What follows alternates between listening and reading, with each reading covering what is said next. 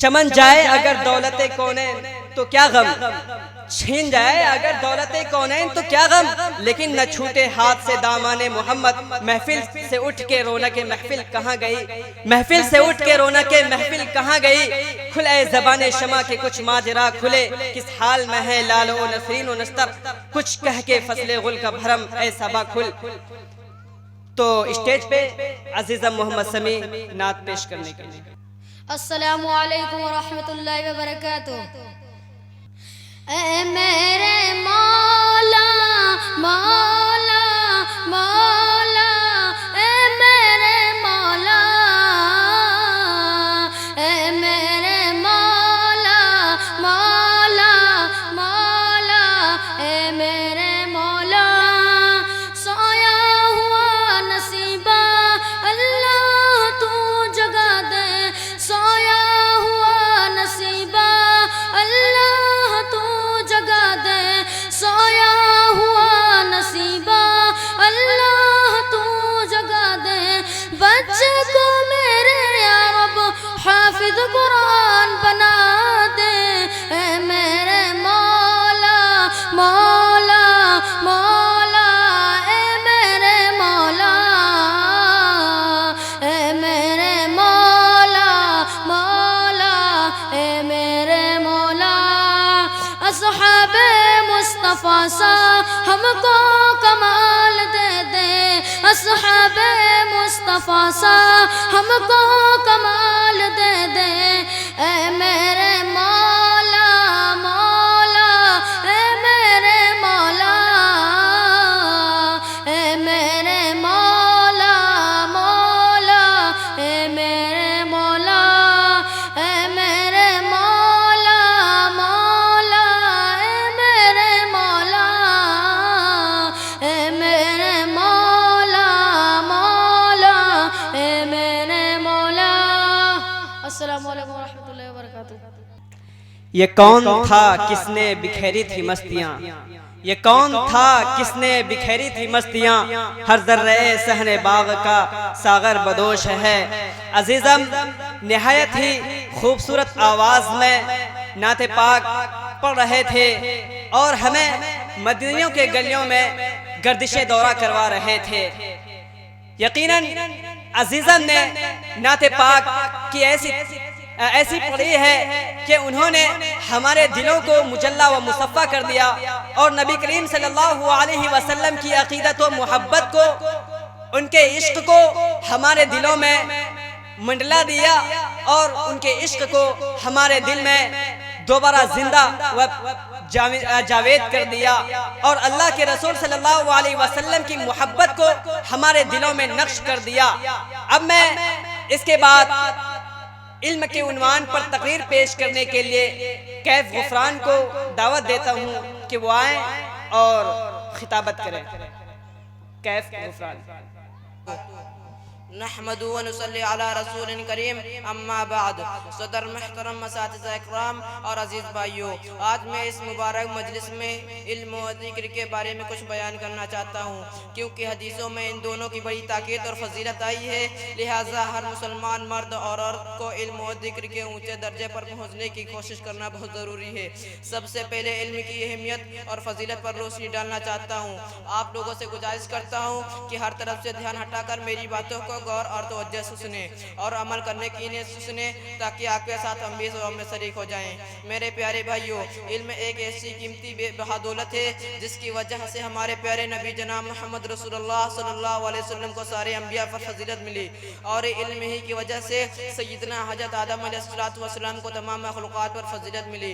गोया हमारी ज़िंदगी में इल्म दीन की बहुत ज़्यादा वक़ात और अहमियत है। आप खुद इसका अंदाज़ा हुज़ूर पाक सल्लल्लाहु अलैहि वसल्लम की हदीस से लगाएं। तलबुल इल्मी फरीज़तुन अला कुल्ली मुस्लिम व मुस्लिमा, कि इल्म दीन का तलब करना हर मुसलमान मर्द औरत पर फ़र्ज़ है, इसलिए कि इल्म दीन के बगैर न तो दुनिया के मामलात सुधर सकते हैं न तो दिन का काम हो सकता है। दीन और दुनिया की कामयाबी का मदार इल्म दीन ही पर है। दुनिया इसका नाम नहीं कि जानवरों की तरह खाएं पिए मर जाएं, बल्कि दुनिया की कामयाब जिंदगी वही है जो तमाम हुकूक की रद्द करते हुए गुजारी जाए। इस्लाम नमाज रोज़ा का नाम नहीं, बल्कि इस्लाम ने मुकम्मल ज़िंदगी का नक्शा पेश किया है। अगर आज लोग इसके मुताबिक ज़िंदगी ज़िंदगी गुजारे तो दुनिया का नक्शा ही बदल जाए। कुरान और हदीस ये किताबें हैं जो रहती हैं दुनिया तक के लिए काफ़ी है। आखिरत की कामयाबी भी इसके मुताबिक ज़िंदगी गुजारने पर है। इसीलिए हर मुसलमान मर्द और औरत पर इल्म दीन का सीखना निहायत ज़रूरी है। हुज़ूर पाक सल्लल्लाहु अलैहि वसल्लम का इरशाद है कि जो शख्स किसी को भलाई की राह बता दे तो उसको अमल करने के बराबर सवाब मिलेगा। और फरमाया कि एक समझदार आलिम शैतान पर जितना भारी होता है 1000 आबिद उस पर इतने भारी नहीं हो सकते। और ये भी फरमाया कि जो शख्स इस्लाम को जिंदा करने की नीयत से इल्म हासिल करते करते मर गया तो उसके और नबियों के दरमियान जन्नत में बस एक दर्जा का फर्क होगा। एक हदीस में आपने फरमाया खुदा इस बंदा को तरोताज़ा रखे जो मेरी बात सुने और उसको सही याद कर ले और दूसरों तक जो कातू पहुंचा दे। सामाईन जलसा, हमें अपनी ज़िंदगी में इल्म दीन सीखना और इस्लाम को जिंदा करना ताकि अल्लाह पाक हमें जन्नत का हकदार बनाए। एक हदीस में रसूल मकबूल सल्लल्लाहु अलैहि वसल्लम ने फरमाया जब कोई बंदा या बंदी इल्म दीन हासिल करने की नीयत से निकलता है तो हर जानदार इसके लिए मग़फ़िरत की दुआ करते हैं। हत्ता कि बिलों में चींटियां, पानी में मछलियां, हवा में उड़ने वाले दरिंदे, जंगल के परिंदे गर्जे का सब एक जुबान होकर अर्ज करते हैं कि अल्लाह ये तेरा दिन सीखने निकले तो इनकी मग़फ़िरत फरमा। अजीज भाइयों, हज़रत अबू दरदा रज़ियल्लाहु अन्हु की रिवायत है, कहते हैं कि मैंने सरकार दो आलम सल्लल्लाहु अलैहि वसल्लम की ज़ुबान मुबारक से सुना जो इल्म हासिल करने के लिए अपना वतन छोड़ता है तो खुदा उसकी बारगाह में उसकी इतनी इज्जत और इतनी अज़मत होती है कि मासूम और पाकीज़ा फरिश्ते उसके कदमों के नीचे अपना पर बिछा देते हैं और उस रास्ते में जो तकलीफ पहुँचती है अल्लाह पाक उसको बहुत अजर देते हैं।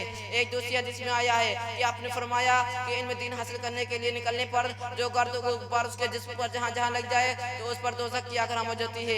काश कि हमारी माँ और बहनें हदीस पर गौर कर लें और अपने बच्चे को इल्म दीन हासिल कराने में दिलचस्पी ले लें ताकि हम सबकी दुनिया बन जाए और आखिरत भी संवर जाए। आमीन व आखिरु दअवाना अल्हम्दुलिल्लाहि रब्बिल आलमीन। हैरान रह गए सुनकर बयां आपका, हैरान रह गए निकले नहीं किसी के भी अरमा रह गए। अजीज सामईन इकराम, अभी अभी अजीज़न से आप इल्म की अहमियत और इफादियत से महसूस हो रहे थे और इल्म की तारीफ से, इल्म की अहमियत से, उनके इम्पोर्टेंस से, उनके महत्वपूर्ण से आप मुस्तफीद हो रहे थे।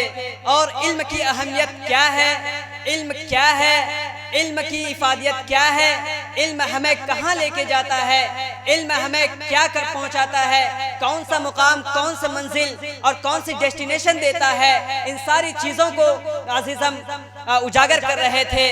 तो मैं बताता चलूँ कि इल्म और अहमियत की इफादियत किसी से भी नावाकिफ नहीं है। हर एक शख्स जानते हैं कि इल्म की क्या इफादियत है, इल्म की क्या अहमियत है। अगर इल्म ना हो तो इंसान न रास्ता सही चल सकता है, न सही बोल सकता है, न कुछ कह सकता है। दिलों के अंदर जो जज्बात होते हैं, जो एहसासात होते हैं, उनके अंदर जो चीज़ें होती है न वो उसको एक्सपोज कर सकता है, न उन्हें एक्सप्रेस कर सकता है, न वो लोगों को कायल कर सकता है, न वो लोगों को सही से बता सकता है, न ही वो अल्लाह और उसके रसूल सल्लल्लाहु अलैहि वसल्लम के जो पैगामात हैं, अल्लाह और उसके रसूल सल्लल्लाहु अलैहि वसल्लम के जो अहकामात हैं, अल्लाह तबारक व तआला ने जिस मकसद के तहत हमें भेजा है, जिस काम के लिए हमें भेजा है, हम उस काम को सरअंजाम नहीं दे सकते जब तक कि हम इल्म हासिल नहीं करेंगे।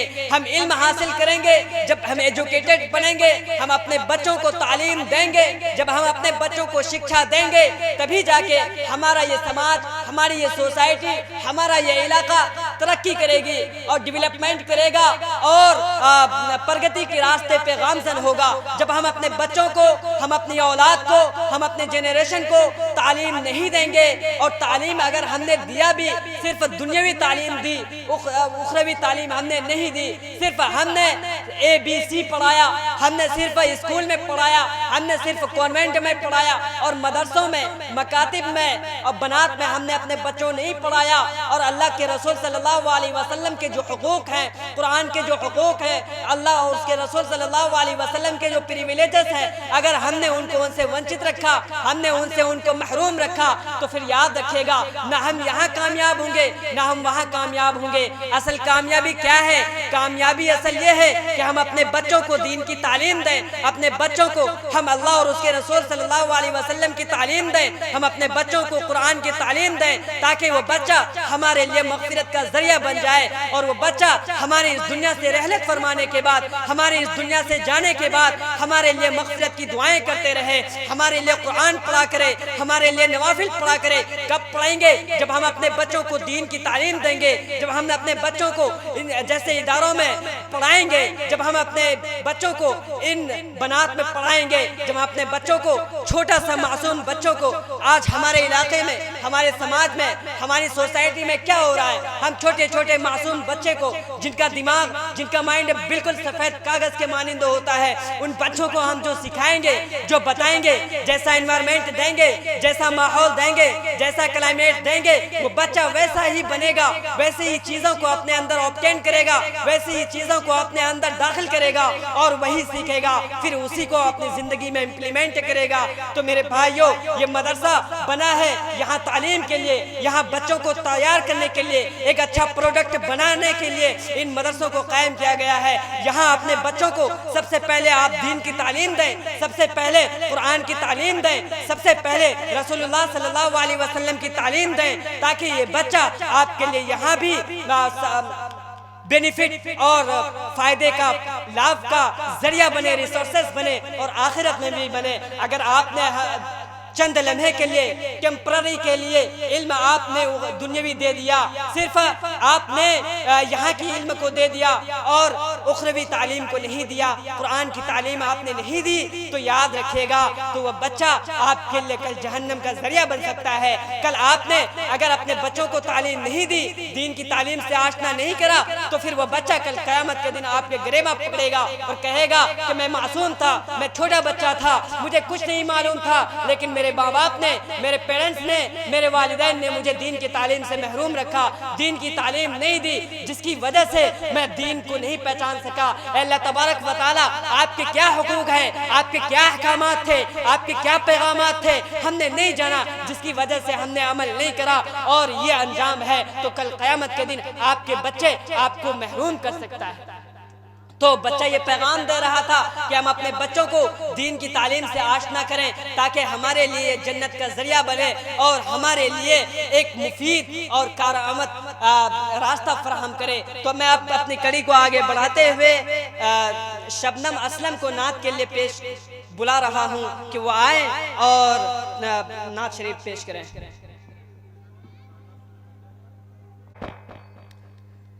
सामीन इकराम, एक ऐलान यह है कि खाना तैयार है, जो लोग खाना चाहते हैं वो जाके खाना खा लें। तो अब शबनम असलम को मैं नात के लिए दावत देता हूँ, वो आए और नात शरीफ पेश करें। शबनम असलम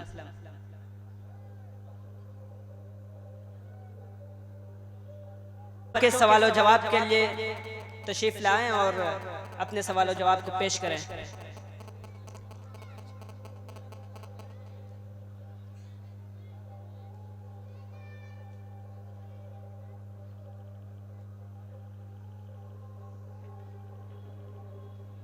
क्या नाम है आपका? शबनम असलम। अस्सलाम वालेकुम। ऐ मेरे मौला मौला मौला मौला, ऐ मेरे मौला मौला मौला मौला, जब भी तुम्हें पुकारा शाने करम दिखाने, जब भी तुम्हें पुकारा शाने करम दिखाने, ऐलीम तेरी रहमत, ऐलीम तेरी रहमत हमें आ गई बचाने। ऐ मेरे मौला मौला मौला मौला, ऐ मेरे मौला मौला मौला मौला, तेरा दिया ही खाते, तेरा ही सब लुटाते, तेरा दिया ही खाते, तेरा ही सब लुटाते, दामन में सबके मौला, दामन में सबके मौला, तेरे ही हैं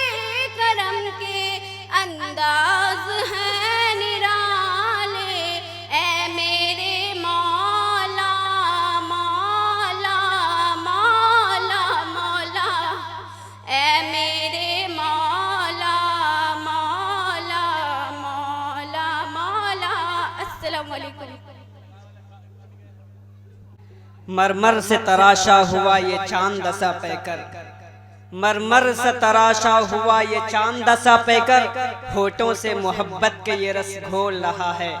जब ये नात पड़ती है तो होता है ये महसूस, जब ये नात पड़ती है तो होता है ये महसूस, इंसान ही ताजमहल बोल रहा है। अब मैं बच्चों के सवालों जवाब के लिए अनम इकबाल को दावत दे रहा हूँ, वो आए और अपने सवालों जवाब को पेश करें। उसके बाद तौहीद नात के लिए तैयार रहें। अस्सलाम वालेकुम मेरी बहन फाइका। वालेकुम अस्सलाम व रहमतुल्लाहि व बरकातुहू मेरी बहन फातिमा। और बताओ बहन क्या हाल है आपके? बहन अल्लाह का शुक्र है। बहन सुना है कि आप दीनी तालीम हासिल करने जाती हो। हाँ बहन तुमने सही सुना, मैं दीनी तालीम हासिल करने जाती हूँ। तो क्या आप बता सकती हो वहाँ क्या सीखती हो? मैं अपने मदरसे नूरुल हुदा में नबी करीम सल्लल्लाहु अलैहि वसल्लम की सीरत के बारे में सीखती हूँ। जी सही कह रही हो। अगर मैं आपसे कुछ सवालात करूँ तो क्या आप जवाब देने की जहमत उठाएंगी? आप सवाल कीजिए, मैं जवाब देने की इंशाअल्लाह पूरी कोशिश करूँगी। हुजूर सल्लल्लाहु अलैहि वसल्लम की पैदाइश किस माह, किस तारीख और किस दिन हुई? 12 रबी अव्वल पीर के दिन हुई। हुजूर सल्लल्लाहु अलैहि वसल्लम मक्का के किस मोहल्ले में पैदा हुए? सोकुल लैल नामी मोहल्ले में पैदा हुए 22 अप्रैल 571 ईस्वी को। हुजूर सल्लल्लाहु अलैहि वसल्लम को सबसे नापसंद चीज क्या थी? अल्लाह के सामने किसी को शरीक करना, गैर अल्लाह के सामने सर झुकाना। हुजूर सल्लल्लाहु अलैहि वसल्लम की चहेती बेटी का नाम बताएं। हुजूर सल्लल्लाहु अलैहि वसल्लम की चहेती बेटी का नाम फातिमा रज़ी अल्लाह ताला अन्हा है। आप सल्लल्लाहु अलैहि वसल्लम के कितने चचा थे? आप सल्लल्लाहु अलैहि वसल्लम के 11 चचा थे। हुजूर सल्लल्लाहु अलैहि वसल्लम ने सबसे पहले नमाज किसके साथ पढ़ी? हुजूर सल्लल्लाहु अलैहि वसल्लम ने सबसे पहली नमाज हजरत जिब्राहील अलैहिस्सलाम के साथ पढ़ी। माशाअल्लाह जज़ाकल्लाह। मैं आपका दिल गहराई से शुक्रिया अदा करती हूँ। आपने दीनी मालूमात में क्या इजाफा किया। रुखसत होने से पहले मैं एक और सवाल करना चाहती हूँ फराइज़े गुस्ल, फराइज़े वुज़ू के बारे में। फराइज़े गुस्ल 3 है। कुल्ली करना, नाक में पानी डालना, पूरे बदन पे इतना पानी बहाना एक बाल बराबर सूखा न रह जाए। फराइज़े वुज़ू 4 है। पूरा चेहरा धुलना, कहनियों समेत दोनों हाथ धुलना, चौथाई सर का मसा करना, दोनों पैर टुकड़ों समेत धुलना। माशाअल्लाह मेरे दिल को बाग बाग कर दिया और हर बात को अच्छी तरह समझाया। आप मुझे ये बताएं इतने इल्म को ऐसे समेट कर सीने में महफूज और जुबान से रवा करने की कुव्वत कहाँ से हासिल की? बहन मैं कहाँ और मेरी बिशारत कहाँ, ये तो अल्लाह ताला की नियामत है और उस्ताद की दुआ है। अच्छा रुखसत होने की इजाजत चाहती हूँ। अस्सलाम वालेकुम। वालेकुम अस्सलाम व रहमतुल्लाहि व बरकातुहू। माशाअल्लाह ये दोनों बच्चियाँ इस मदरसे के तारुफ करा रही थी और इस्लामी तालीमात जो हैं उस पर ये दोनों रोशनी डाल रही थी बहुत अच्छे से और बहुत अच्छे अंदाज में, प्यारे अंदाज में ये दोनों अपनी बातों को पेश कर रही थी। और इस्लाम के जो बुनियादी अहकाम हैं और बुनियादी तालीमात हैं उससे आप लोगों को आशना किया जा रहा था। तो हम अपने बच्चों को भी मदरसा नूरुल हुदा में भेजें ताकि हमारा बच्चा दीन सीखे, कलीमा सीखे और अल्लाह तबारक व तआला के जो अहकामात हैं, जो बातें हैं वो सीख कर दूसरों को सिखाए। क्योंकि अल्लाह के रसूल सल्लल्लाहु अलैहि वसल्लम का ये भी यही तालीम रहा है कि वह जो चीज़ सीखते थे दूसरों को सिखाते थे, जो चीज़ सीखते थे उस पर अमल करते थे और दूसरों को अमल कराते थे।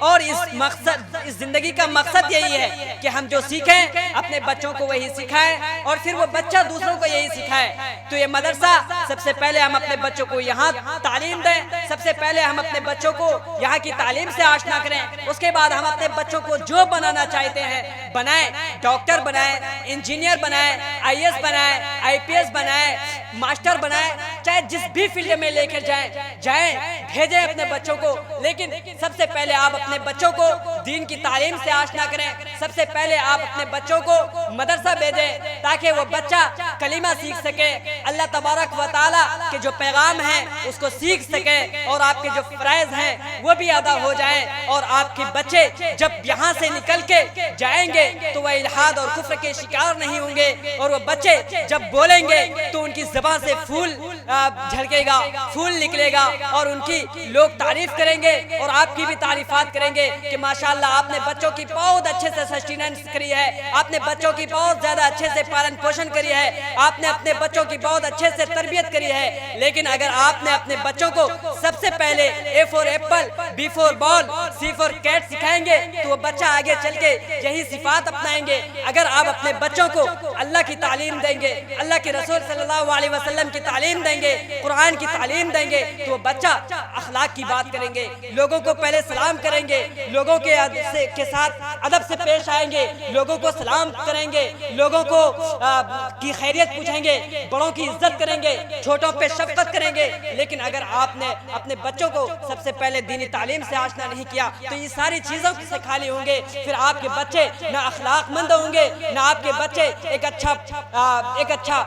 अच्छी औलाद बन सकती है, ना एक अच्छा बेटा बन सकता है, ना एक अच्छी बेटी बन सकती है।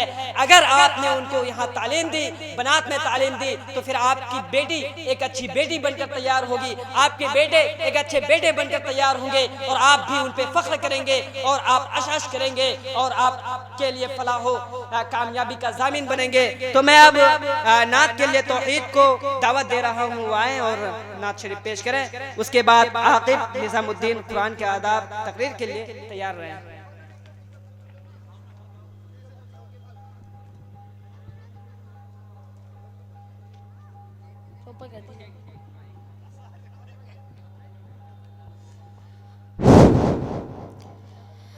अस्सलामु अलैकुम रहमतुल्लाहि व बरकातुहू।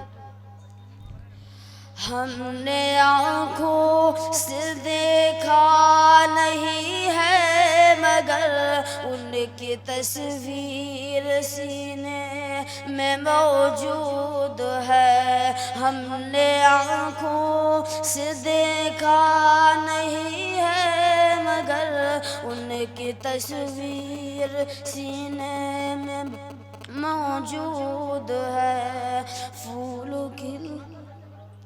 फूल खिलते हैं पढ़ पढ़ के सल्ले अला, चूम कर ये कह रहे हैं बादे शबा।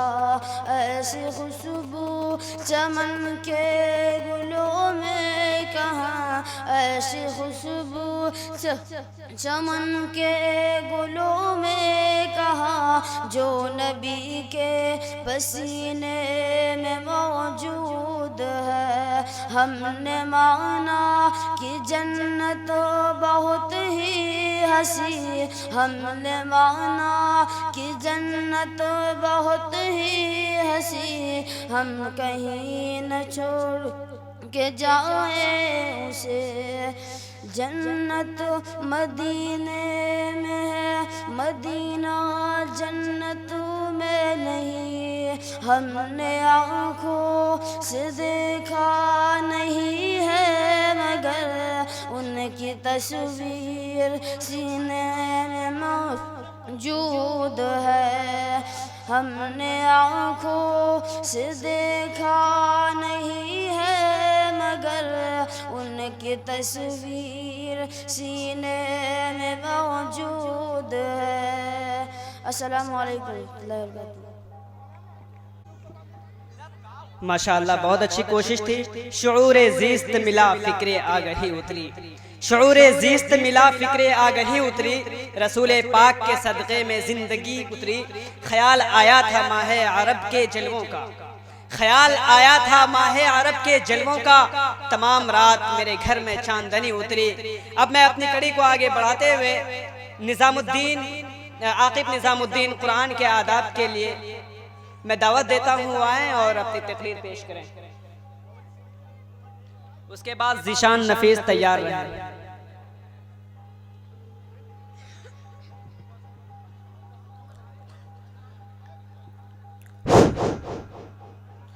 अस्सलामु अलैकुम वरहमतुल्लाहि वबरकातुहू। नहमदुहु व नुसल्ली अला रसूलिल करीम, अम्मा बाद। मुसलमानों उठो कुरान की अज़मत को चमकाओ, मुसलमानों उठो कुरान की अज़मत को चमकाओ। जहाने बेअमा को आफियत के राज समझाओ। ज़माना आज भी कुरान ही से फैज़ पाएगा, ज़माना आज भी कुरान ही से फैज़ पाएगा। मिटेगी ज़ुल्मते शब और सूरज जगमगाएगा। मुहतरम सामिईन, मैं अभी इल्म दीन का छोटा सा तलबा हूँ। मैं आप लोगों के सामने क्या अर्ज कर सकता हूँ? मेरे अंदर तो इतनी हिम्मत नहीं, फिर भी अर्ज करता हूँ कि अल्लाह पाक का हम पर और हमारे वालिदैन पर कितना बड़ा एहसान है कि उसने हमें इल्म दीन के लिए चुन लिया। इल्म दीन पढ़ने वालों को और खुद उसे वालिदैन को अल्लाह पाक के यहाँ क्या मिलता है और उसका मर्तबा आखिरत में क्या होगा, उस पर मुख्तसरन रोशनी डालना चाहता हूँ। मेरे अजीज भाइयों और बहनों, इल्म दीन का चश्मा कुरान पाक है। पाक के बारे में नबी अक़दस सल्लल्लाहु अलैहि वसल्लम का इरशाद है कि जो शख्स कुरान पाक का एक हर्फ पढ़े तो उसके लिए एक ऐसी नेकी है जो 10 नेकियों के बराबर है। आप सल्लल्लाहु अलैहि वसल्लम ने फरमाया, मैं ये नहीं कहता कि सारा अलिफ लाम मीम एक हर्फ है, बल्कि अलिफ एक हर्फ है, लाम एक हर्फ है और मीम एक हर्फ है। यानी सिर्फ अलिफ लाम मीम पढ़ने पर 30 नेकियां मिलेंगी। अब आप बताएं, जो जितना कुरान पाक पढ़ेगा उसको उसी कदर सवाब मिलेगा या नहीं? एक दूसरी हदीस में आप सल्लल्लाहु अलैहि वसल्लम ने फरमाया कि जो शख्स कुरान पाक पढ़े और उस पर अमल करे तो उसके वालिदैन को क़यामत के दिन एक ऐसा ताज पहनाया जाएगा जिसकी रोशनी सूरज की रोशनी से भी ज्यादा होगी। मेरे अजीज भाइयों, जब माँ बाप को इतना ऊंचा मर्तबा है तो खुद पढ़ने वाले का क्या मर्तबा होगा, आप अंदाजा नहीं लगा सकते। एक और हदीस में हुजूर अकरम सल्लल्लाहु अलैहि वसल्लम ने इरशाद फरमाया कि जो शख्स कुरान पाक पढ़े और उस पर अमल करे तो खुद उसको तो ऐसे जोड़े पहनाए जाएंगे कि तमाम दुनिया उनका मुकाबला ही नहीं कर सकती। वो अर्ज करेंगे कि अल्लाह पाक ये जोड़े किसके बदले में है, तो इरशाद होगा ये तुम्हारे बच्चे के कुरान शरीफ पढ़ने के बदले में है।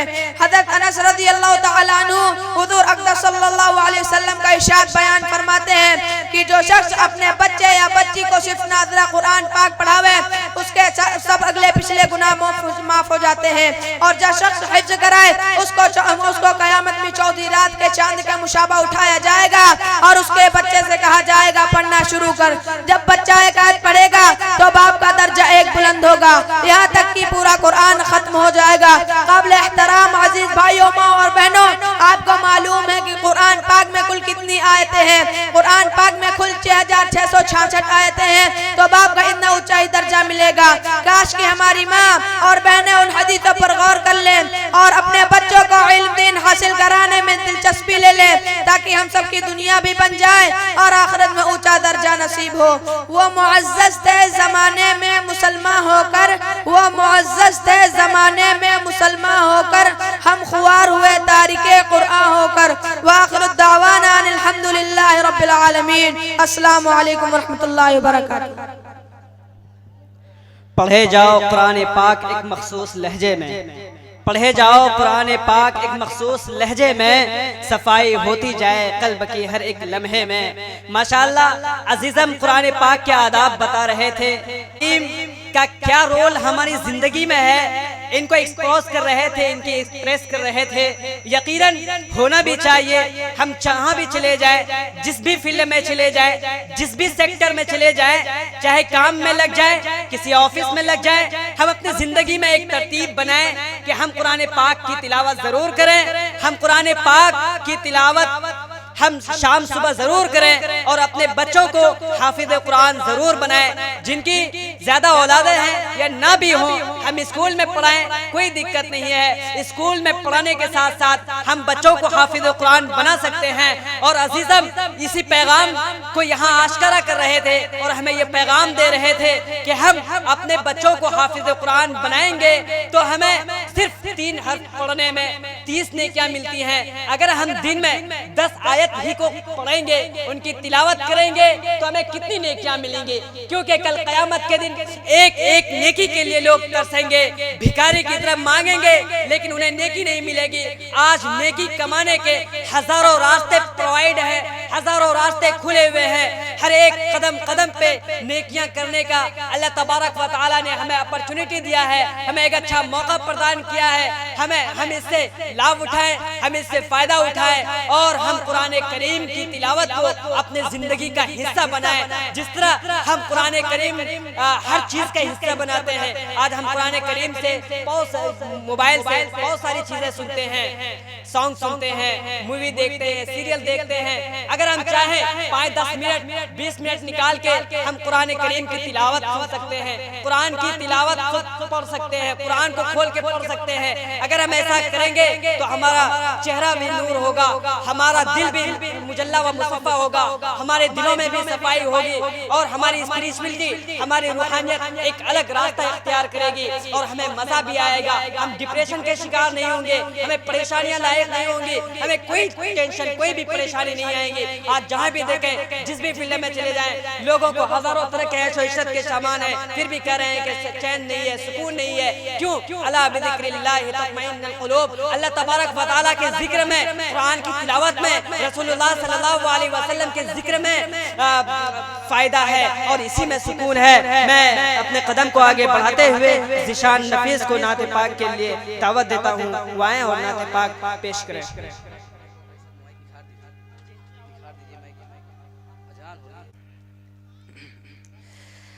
बगिया कोयलिया भोरे भोरे, बगिया कोयलिया भोरे भोरे, मस्ती में पुकारे नबी नबी, मस्ती में पुकारे नबी नबी।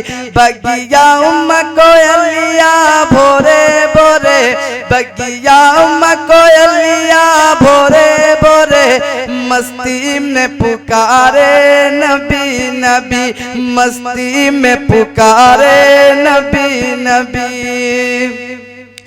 सूरज बोले, सूरज बोले एक हम ही नहीं, सूरज बोले एक हम ही नहीं, पढ़ चांद सितारे नबी नबी, पढ़ चांद सितारे नबी नबी। बगिया कोयलिया भोरे भोरे, बगिया कोयलिया भोरे भोरे, मस्ती में पुकारे नबी नबी। धरती पे नबी जी आवत है, धरती पे नबी जी आवत है, काबे को फरिश्ते सजावत है। धरती पे नबी जी आवत है, काबे को फरिश्ते सजावत है। सब हुरो मलक, सब हुरो मलक, सब हुरो मलक झूमे गाए, सब हुरो मलक झूमे गाए। आमीना के दुआरे नबी नबी, आमीना के दुआरे नबी नबी। बगिया कोयलिया भोरे भोरे, बगिया कोयलिया भोरे भोरे, मस्ती में पुकारे नबी नबी, मस्ती में पुकारे नबी नबी। पैगाम इलाही सुनावत है, कलमे की बसुरिया बजावत है। पैगाम इलाही सुनावत है, कलमे की बसुरिया बजावत है। यही कह बुत, यही कही के बुत गिरे मुँह के बल, यही कही के बुत गिरे मुँह के बल। देखो आएंगे प्यारे नबी नबी, देखो आएंगे प्यारे नबी नबी। बगिया कोयलिया भोरे भोरे, बगिया कोयलिया भोरे भोरे, मस्ती में पुकारे नबी नबी, मस्ती में पुकारे नबी नबी। अस्सलाम वालेकुम। तराना मेरे मौला मेरे माँ बाप पर रहमत अता करना। जितनी बच्चियां हैं वो सामने हैं।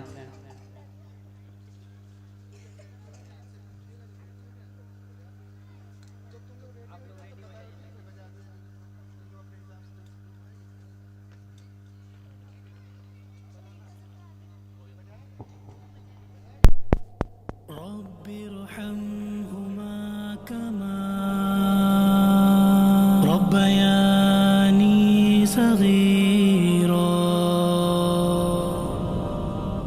मेरे मौला मेरे माँ बाप पर रहमत अता फरमा, करूँ हर हाल में उनकी मुझे खिदमत अता फरमा।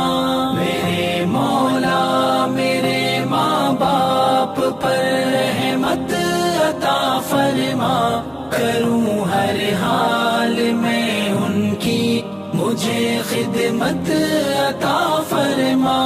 जहाँ की इशरतें सारी बिछा लूँ उनके कदमों में, छुपी आसाइशें चुन कर सजा लूँ उनके कदमों में। जहाँ की इशरतें सारी बिछा लूँ उनके कदमों में, छुपी आसाइशें चुन कर सजा लूँ उनके कदमों में। सुबह से शाम दिन से रात तक नौबत अता फरमा, करूँ हर हाल में उनकी मुझे खिदमत अता फरमा।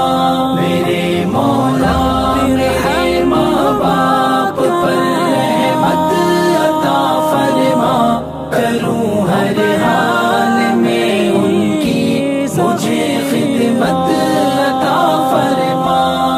ये तकलीफ सीने में हमेशा मुस्कुराते हैं, छलकते अश्क की भी वो वजह हल्की बताते हैं। लिए तकलीफ सीने में हमेशा मुस्कुराते हैं, छलकते अश्क की भी वो वजह हल्की बताते हैं। गमों को चोरी करने की मुझे हिकमत अता फरमा, करूँ हर हाल में उनकी मुझे खिदमत अता फरमा। मेरे मौला मेरे माँ बाप पर रहमत अता फरमा, करूँ हर हाल में उनकी मुझे खिदमत अता फरमा। सवेरे जब खोलूं ज़ियारत वालिदे की हो, दुआ आगाज़ बन जाए।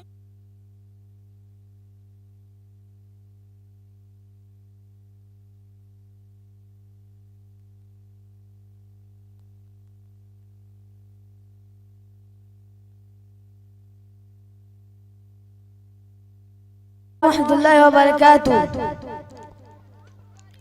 ज़िक्र अहमद से सीना सजा है, इश्क़ है ये तमाशा नहीं है।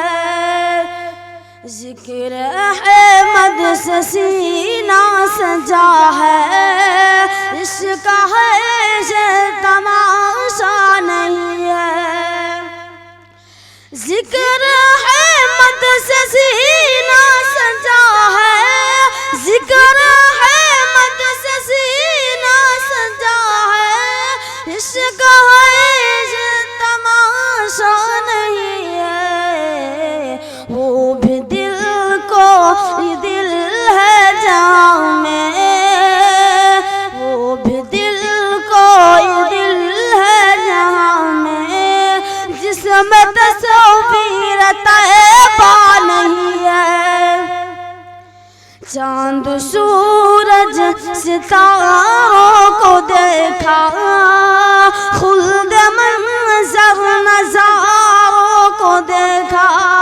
चांद सूरज सितारों को देखा, खुल्द मंज़र नज़ारों को देखा। लौट आई मगर मेरी नजरें, लौट आई मगर मेरी नजरें को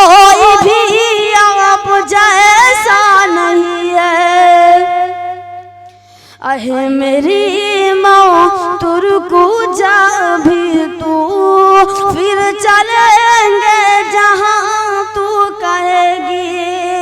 आए मेरी मौत रुक जा भी तू, फिर चलेंगे जहाँ तू कहेगी, फिर चलेंगे जहाँ तू कहेगी। अपने आश के तस्वूर में तैबा, अपने आश के तस्वूर में तैबा मैंने जी भर के देखा नहीं है।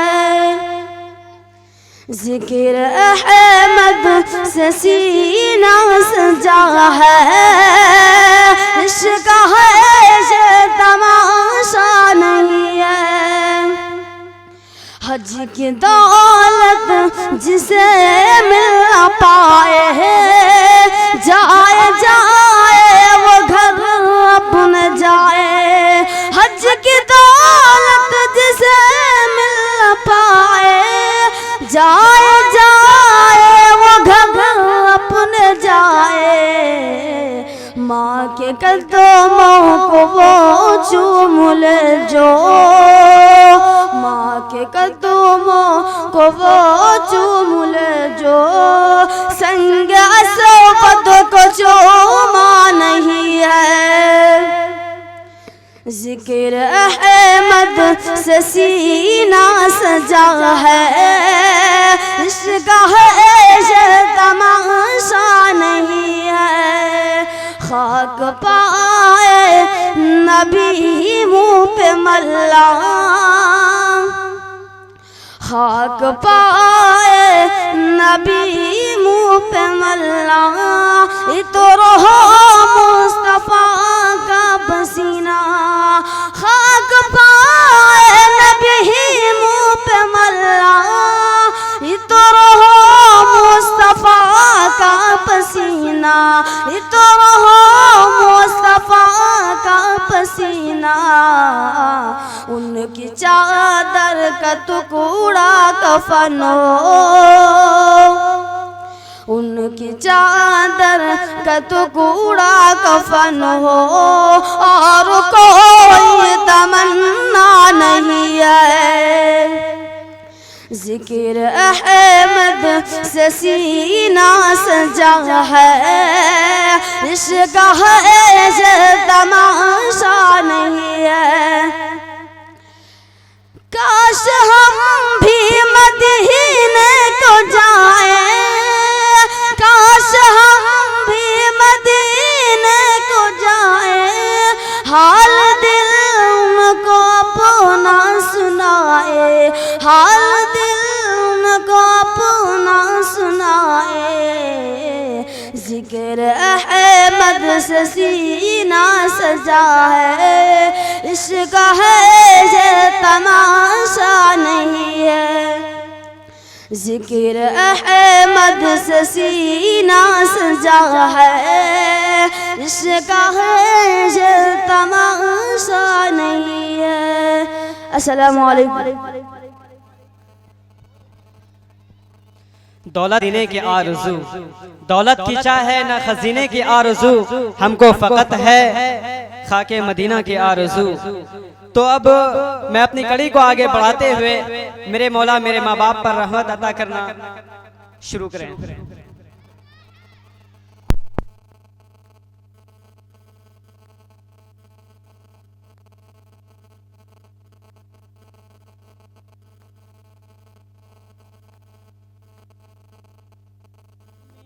दुआओं की बड़ी दौलत अता फरमा, करूं हर हाल में उनकी मुझे खिदमत अता फरमा। मेरे मौला मेरे माँ बाप पर रहमत अता फरमा, करूं हर हाल में उनकी मुझे खिदमत अता फरमा। लड़कपन से जवानी तक मेरी रखवाली करते हैं, परेशानी के आलम में अचानक से चमकते हैं। लड़कपन से जवानी वाली करते हैं परेशानी के आलम में अचानक से चमकते हैं। उठा लूं बोझ दोनों के मुझे कुव्वत अता फरमा, करूं हर हाल में उनकी मुझे खिदमत अता फरमा। मेरे मौला मेरे माँ बाप पर रहमत अता फरमा, करूं हर हाल में उनकी मुझे खिदमत अता फरमा। न जाने वालिदे को क्यों भुला औलाद बैठी है, कहीं बेटा बना सरकश कहीं नाराज बेटी है। न जाने वालिदे को क्यों भुला औलाद बैठी है, कहीं बेटा बना सरकश कहीं नाराज बेटी है। मेरे दिल में मेरे माँ बाप की अज़मत अता फरमा, करूं हर हाल में उनकी मुझे खिदमत अता फरमा। मेरे मौला मेरे माँ बाप पर रहमत अता फरमा, करूं हर हाल में उनकी मुझे खिदमत अता फरमा। तसव्वुर गुफ्तगू में वो छुपा शफ़क़त नहीं सकते, किसी भी सख्त लहजे में छुपा उल्फत नहीं सकते। तसव्वुर गुफ्तगू में वो छुपा शफ़क़त नहीं सकते, किसी भी सख्त लहजे में छुपा उल्फत नहीं सकते। मेरी हर बात से उनको वही राहत अता फरमा, करूं हर हाल में उनकी मुझे खिदमत अता फरमा। मेरे मौला मेरे माँ बाप पर रहमत अता फरमा, करूं हर हाल में उनकी मुझे खिदमत अता फरमा। फरमा मेरे माँ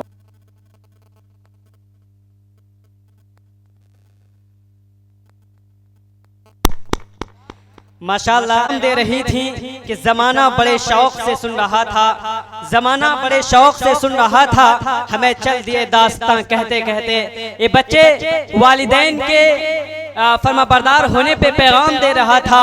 और ये बच्चे आजकल के जो सरकश होते जा रहे हैं, नाफरमान होते जा रहे हैं, उनकी बातों पे अमल पैरा नहीं होते हैं, उनकी नाफरमानी करते हैं, उस पे पैगाम बच्चियां दे रही थी कि आजकल की औलाद किस तरह की हो रही है और बच्चों के किस तरह सरकश हो रहे हैं, नाफरमान हो रहे हैं, उनकी बातों को नहीं मान रहे हैं, गलत रास्तों को इख्तियार कर रहे हैं। वालिदैन की जो उम्मीदें हैं, वालिदैन के जो एक्सपेक्टेशंस हैं, उसको रोंदते हुए चले जाते हैं और भूल जाते हैं कि हमारे माँ बाप कौन हैं, हमारे माँ बाप क्या हैं, वालिदैन की खिदमत करना कैसा है, वालिदैन का रिस्पेक्ट कैसे किया जाता है, उनकी इज्जत कैसे करनी हमें चाहिए, उनकी बातों पे कैसे हमें अमल करना चाहिए, उनके नक्शे कदम पे चल के। और उन्होंने जो हमें तालीम दी है, जो तरबियत दी है, उन्होंने हमारी जो पालन पोषण करी है, हम कैसे उनको रोंद कर चले जाते हैं, उनके ख्वाब को हम खाकिस्तर करके जलाकर चले जाते हैं और भूल जाते हैं कि हमारे वालिदैन भी थे जिन्होंने हमें बचपन में पाला है, जो हमारी फीस अदा करी, जिन्होंने हमें तालीम दी, जिन्होंने हमें शिक्षा दिया।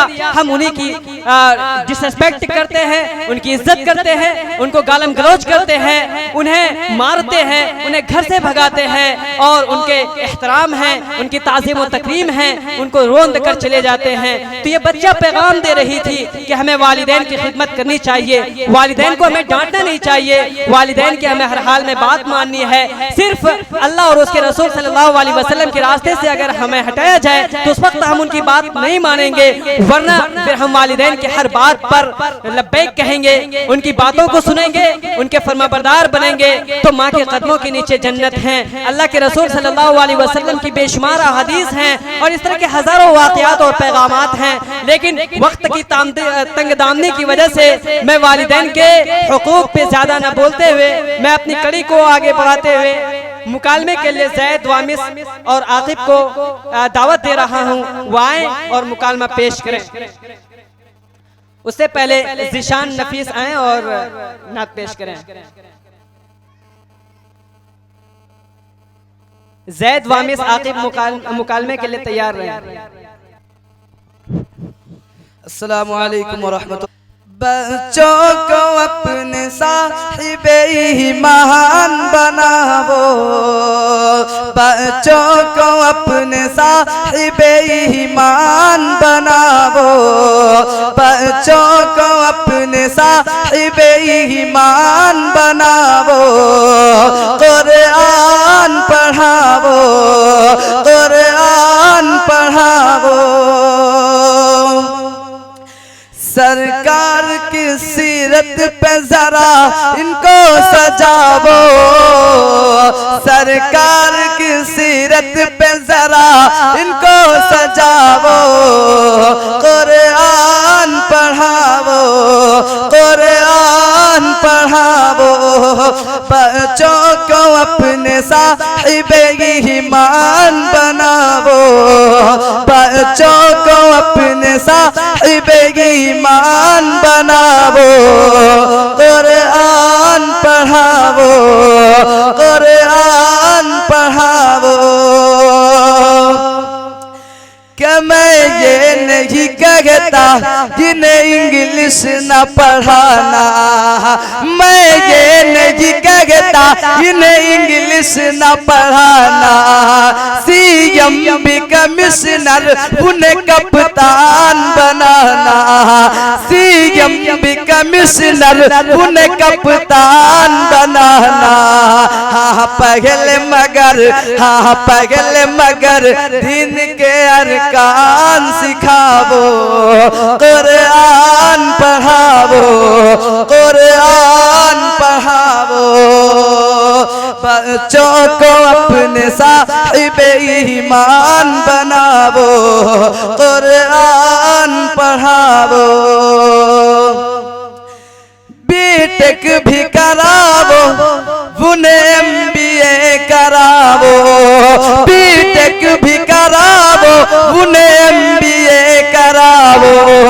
साइंस पढ़ावो उन्हें और चांद पे जावो, साइंस पढ़ावो उन्हें और चांद पे जावो।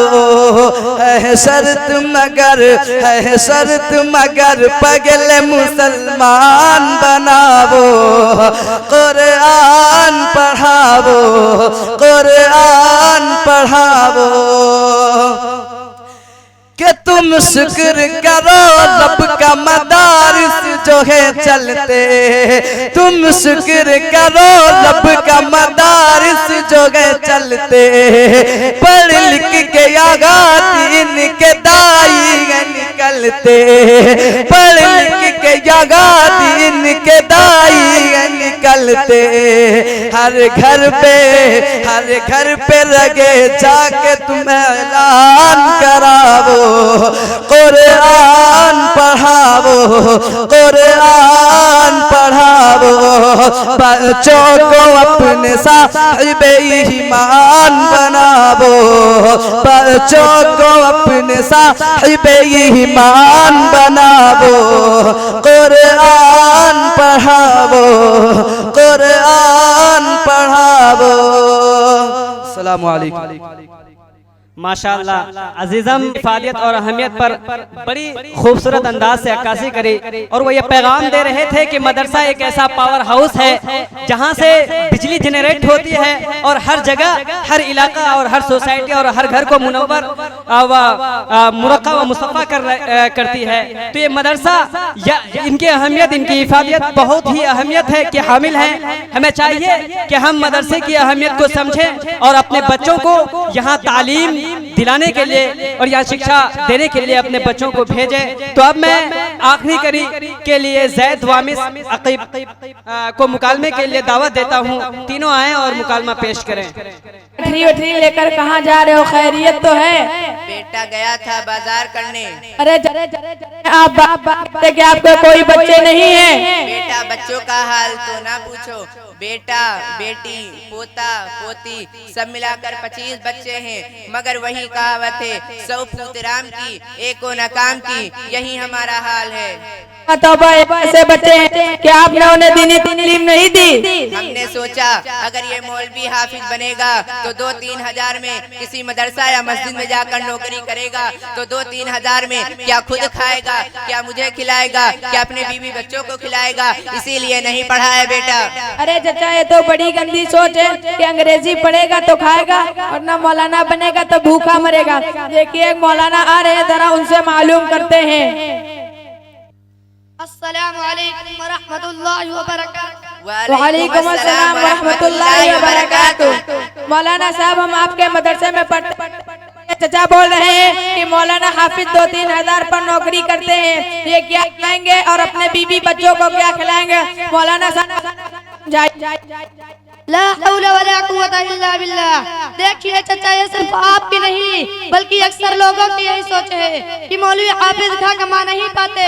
बहुत ही गंदी सोच है, जबकि खिलाने वाली जात तो सिर्फ अल्लाह की है, जो रोजी देता है, जो खिलाता पिलाता है। अगर रोजी का ताल्लुक डिग्रियों से होता तो ये अनपढ़ लोग भूखे मर जाते, लेकिन ऐसा नहीं है। आपने देखा होगा जिनको दस्तखत करना भी नहीं आता उनका नाम बड़े बड़े सेठों में शुमार किया आता है। कहीं आपने देखा है कि मौलवी हाफिज भूखा मर रहा हो या खुदकुशी कर रहा हो या बेकार घूम रहा हो? हर जगह उसकी इज्जत होती है, उसके बरखिलाफ आप देखेंगे बीए पास घूम रहा है, डॉक्टर है तो उसकी डॉक्टरी नहीं चल रही है, वकील है तो कोई कस्टमर नहीं आ रहा है। क्या चचा ऐसा है कि नहीं? हाँ मौलाना साहब आपकी बात तो बिल्कुल ठीक है, मगर मेरे बेटे पोते मेरा कहना नहीं मानते, तो मैं क्या करूं? सुनिए चचा, अगर आपने उन्हें दीनी तालीम दी होती तो ऐसा हरगिज ना होता। वो आपका कहना मानते, आपकी खिदमत करते और इज्जत करते। मदरसों में यही पढ़ाया जाता है कि माँ के कदमों तले जन्नत और बाप जन्नत का दरवाजा है। आई बात समझ में चचा? हाँ कुछ आया। क्या आपको दीन के बारे में कुछ मालूम है? हाँ का तुम ही अकेले मुसलमान हो? तो चचा ये बताओ गुस्ल में कितने फर्ज हैं? गुस्ल में 10 फर्ज हैं। नंबर 1 पानी का होना, नंबर 2 मंजन बरस का होना, नंबर 3 लोटा बाल्टी का होना, नंबर 4 तौलिया लुंगी का होना, नंबर 5 कपड़ा उतार के नल तक जाना, नंबर 6 सत्र छुपाने के लिए चड्डी का होना, नंबर 7 इस्तिंजा करना, नंबर 8 बैतुल खला जाना, नंबर 9 वजू करके जुमा की नमाज पढ़ना, नंबर 10 सबसे अहम बात गर्मी ठंडी में गर्म पानी का होना। ये सब चीजें ना पाई जाए तो गुस्ल दुरुस्त नहीं। अस्तगफिरुल्लाह अस्तगफिरुल्लाह। गुस्ल में 10 फर्ज नहीं बल्कि 3 फर्ज है। नंबर 1 कुल्ली कर, अगर रोजा ना हो तो गरारे के साथ कुल्ली करना। नंबर 2 नाक के नरम हड्डी तक पानी पहुंचाना। नंबर 3 पूरे बदन पर इतना पानी बहाना कि एक बाल बराबर भी जगह सूखी ना रह जाए। हाँ तो ये बेटा बहुत कम है, हमने सोचा 10-20 होंगे। तू कहाँ से जाना, ये तो बहुत आसान है। हम अच्छा बेटा ये तो बताओ इतनी अच्छी तालीम तुमने कहाँ से सीखा? चचा क्या आपको नहीं मालूम, चंदा कोडर अस्ती रोड मदरसा नूरुल हुदा के नाम से एक मदरसा चलता है, वहाँ से सीखा है। उस मदरसे में क्या क्या पढ़ाया जाता है? उस मदरसे में हिफ्ज़ कुरान, उर्दू, हिंदी, इंग्लिश, मैथ, अरबी और लड़कियों को कढ़ाई बुनाई का वगैरह का बेहतरीन इंतजाम है। अच्छा बेटा अब हम चलते हैं, अपनी पोती पोता का दाखिला मदरसा नूरुल हुदा में कराएंगे। अस्सलामु अलैकुम व रहमतुल्लाहि व बरकातुहू। वालेकुम अस्सलाम व रहमतुल्लाहि व बरकातुहू।